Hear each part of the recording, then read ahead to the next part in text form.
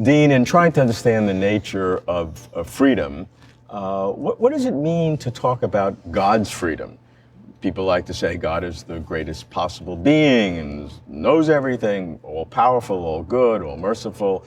But when we say God is completely free, what does that mean?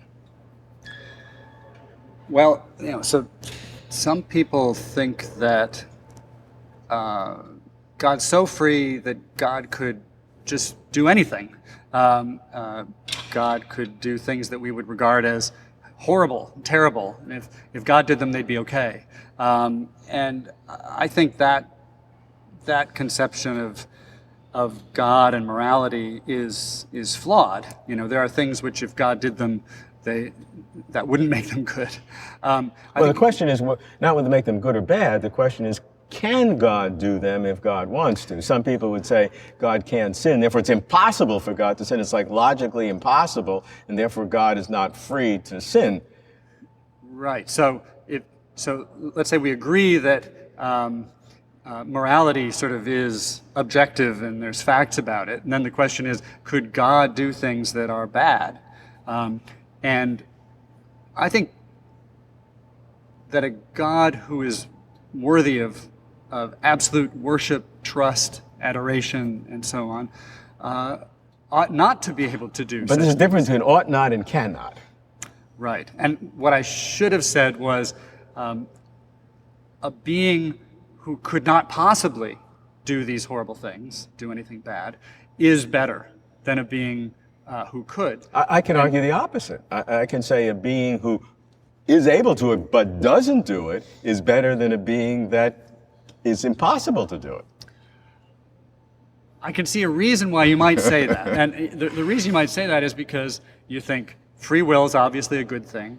Creatures that are free are better than creatures who aren't free. In the case of human beings, I think we were created able to freely choose between good and bad because it's important for us to be free in this respect. That morality, we wouldn't be moral creatures if we couldn't choose between right and wrong. And so you might then think, in order for God to display moral virtues, make morally significant choices, God must be free to choose between right and wrong. I'd like to think that we can retain the traditional conception of God as unable to do anything wrong, impeccable, and nevertheless free in a morally significant sense. The way I would hope to do that is to say, well, to ask the question, what is it about human free will that's significant? Why is it important? And I would think it's important because if we're determined to do what we do by things outside of us, then we're not the source of the kind of character that we develop. Our choices are significant because they help us to become at least the partial author of our story and of what kind of person we turn out to be.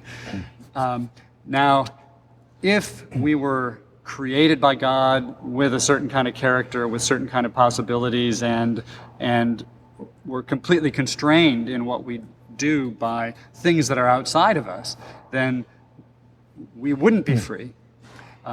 In order for us to be free, there has to be some slippage. I agree with all that. Now apply that to God. It seems like you're going to be defending what I said, not what you said. Well, if the need for slippage is due to the fact that without it during our lives, we would be completely controlled by things outside of us and before us. Right. In God's case, that's not a danger. God has nothing outside of God that's constraining God. God has always existed, didn't pop into existence with a built-in nature that wasn't God's own doing, so to speak.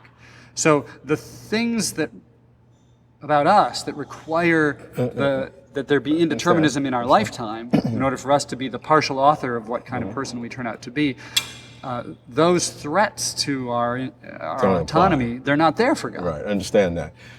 Except you're defining goodness a morality in an absolute sense, not a relative sense as we see today. And that's fine, and I see that. But if you do that, doesn't that impose a higher level of existence on morality than on God? Doesn't goodness or morality, this so-called axiarchic position in philosophy, that goodness becomes the primary dominance, and that constrains God in some way. So God has this impossibility to do other than the good, which is this absolute governing force. Okay, so I admit it does start to sound as though I'm saying right and wrong, morality, these are absolute rules that govern God, and God's trying to decide what to do and has to consult the rule book, which is independent of God.